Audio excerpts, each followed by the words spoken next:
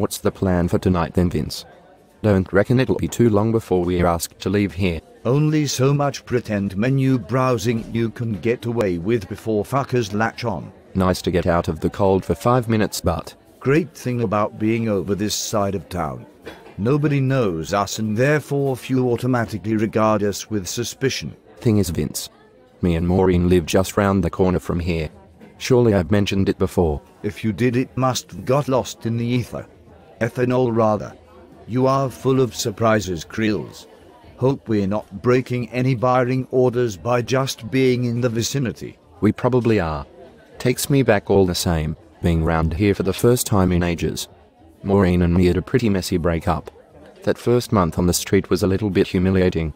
Every time I was smashed, I'd hang about outside the house, peering in the window, hoping she'd feel sorry for me and let me sleep in the coal bunker. Bet there's still some things belonging to you in that house. Furniture and whatnot. Electrical items. Stuff we could pawn. Afraid not, Vince. Maureen used her money to furnish the place. Any money I got went on beer. How about mortgage contributions? You ought to be entitled to half of what you put in. We were renting, and she normally had to cover my share too. Fuck's sake, man. How did she end up with a clown like you in the first place? Well, we're in the area now. Be rude if we didn't at least stop by for old time's sake. Seriously, Vince, if I'm caught next door near her place, I'll blow the terms of me parole and end up back in Mountjoy. Hell's fucking bells, Krills. There's more than one way to skin a cat. Tell her your old pal needs to use a loo and didn't want to relieve himself in public. They can't accuse us of breaking the law when we're actively trying to abide by it. Not sure she'd fall for something like that. Sounds like you're letting your own selfish yearnings get in the way of my evening's pleasure. The thought of being in choky on me Todd freaks me out is all. What's more, Sergeant McGett again said if he came face to face with me again between now and Christmas he'd batter me unconscious. So I'm to call up to the door myself, am I? I'd prefer neither of us did. You've got fuck all say in the matter, Krills, unless you've got a better plan as to how we're to get blocked tonight. Maybe I could say I am a man from the distributors who's come round to beg Mr. Crilly to come back. Make you look good into the bargain. That sounds like a much better plan. Maureen will say something like, that feckless waster doesn't live here anymore.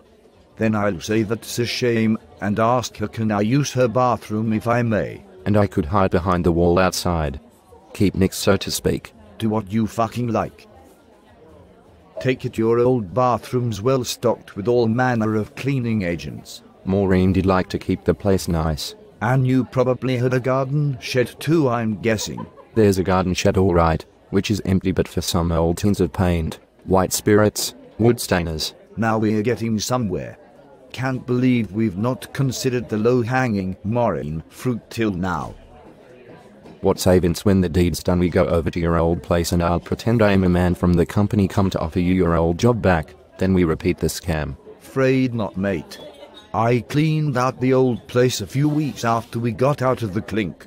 Used an old key I had to gain access when Agnes was out, then did a job on the fucker.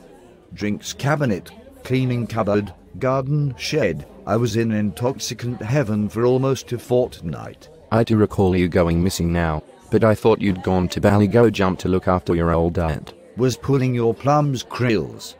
Ballygo Jump doesn't actually exist.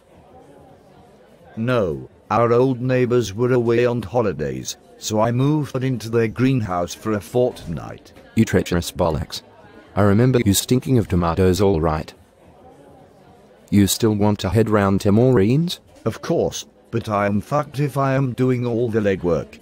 I'll do a job on the bathroom if you jump over the wall and raid the shed.